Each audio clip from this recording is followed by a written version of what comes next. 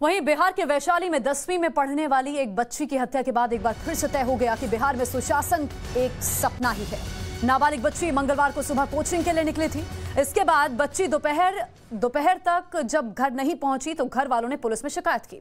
अगले दिन पास की नदी में बच्ची का शव मिलता है। परिजनों को बच्ची के साथ दुष्कर्म का शक है, लेकिन ये पोस्टमार्टम की रिपोर्ट के बाद ही सामने आ पाएगा कि बच्ची की मौत के बाद 2 दिन तक कोई गिरफ्तारी नहीं हुई, जिसके बाद इलाके में लोगों का गुस्सा भड़क गया है। तस्वीर हम आपको दिखा रहे हैं, कैंडल मार्च लोगों का वैशाली के महनार में 2 दिन से भयंकर प्रदर्शन चल रहे हैं। आज जाकर पुलिस ने एक आरोपी को पकड़ा है, लेकिन परिवार को अभी भी पोस्टमार्टम रिपोर्ट का इंतजार है। लेकिन सवाल यही उठता है कि क्या बिहार में अब बहू बेटियों की सुरक्षा खुद ही करनी पड़ेगी, क्योंकि इस वारदात के बाद एक बार फिर से साफ हो गया कि बिहार पुलिस सो रही है और अपराधी बेखौफ वारदातों को अंजाम दे रहे हैं।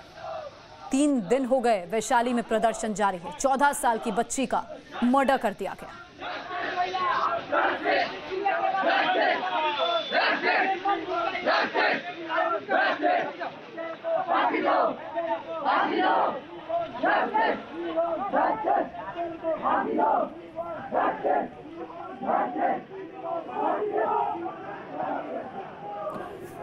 तो सुशासन बाबू बिहार में कहते हैं कि मेरे राज्य में सुशासन है। किस बात का सुशासन, जब इस तरह की खबरें सामने आए।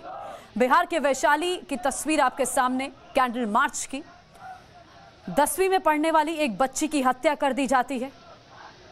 नाबालिग बच्ची मंगलवार को सुबह कोचिंग के लिए निकली थी, घर नहीं पहुंची तो घर वालों ने पुलिस को इत्तला दी। उसके बाद पास की ही नदी में बच्ची का शव मिला। परिजनों को बच्ची के साथ अब दुष्कर्म का शक है। बाकी की तस्वीर पोस्टमार्टम रिपोर्ट से ही साफ हो पाएगी। साकेत मेरे साथ इस समय मौजूद है। साकेत, सुशासन है बिहार में। सुशासन बाबू कहते कहते थक गए, लेकिन सुशासन नहीं, कुछ और ही नजर आ रहा है बिहार में। तो देखिए, बिल्कुल ये जो घटना है काफी दुखद घटना है और कहीं ना कहीं कई सवाल प्रशासन पे और जिस तरह से ये घटना को अंजाम दिया गया है उस पर उठ रहा है। छात्रा के साथ इस तरह से नृशंसता की गई है लोगों के द्वारा, और खास करके अभी तक इसमें जहां तक अपडेट अभी मिल रहा है कि एक लोग की गिरफ्तारी आज सुबह इस मामले में हुई है और प्रशासन ये कह रहा है कि इस पूरे मामले की जांच उनके द्वारा की जा रही है।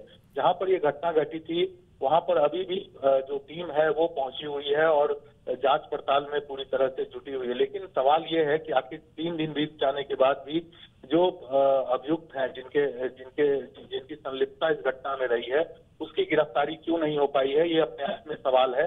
और कहीं ना कहीं जो न्याय मिलना चाहिए, क्योंकि आप समझिए कि एक लड़की जब कोचिंग जा रही है उसके साथ इस तरह की घटना हो जाती है तो पूरे इलाके में कहीं ना कहीं ये डर का माहौल बनता है।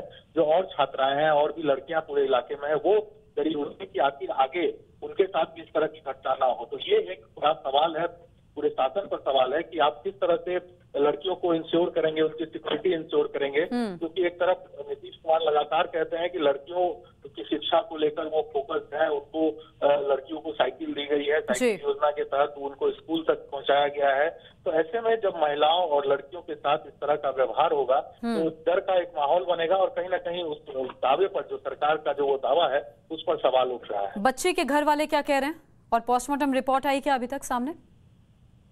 देखिए, पोस्टमार्टम रिपोर्ट आई है क्योंकि पोस्टमार्टम उसी दिन जिस दिन की ये घटना है उसी दिन हुई थी और उसके बाद रिपोर्ट, हालांकि अभी तक परिवार वालों को पोस्टमार्टम रिपोर्ट नहीं दिया गया है। पुलिस इस पर अनुसंधान कर रही है और परिवार वालों का सीधा ब्लेम है कि जो लड़की के साथ बलात्कार हुआ है और उसके बाद उसकी हत्या की गई है। तो ये अपने आप में बड़ा है। अब पुलिस इस पर किस तरह से कार्रवाई करती है। ठीक है, आप नजर बनाकर रखिए साकेत। अपडेट के लिए हम वापस लौटते हैं।